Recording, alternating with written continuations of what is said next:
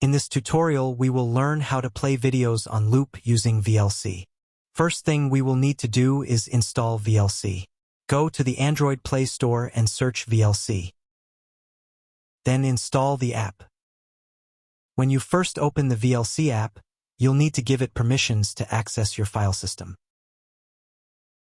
Now you just need to complete the setup process to get to your media library. Now select the video you want to play. Slide up and down on the right side of the screen to increase or decrease volume. The same can be done on the left side of the screen to increase or decrease brightness. Click on the Options tab on the bottom right of the screen to set repeat mode on. If you want, you can also lock the screen orientation by clicking the icon on the bottom left.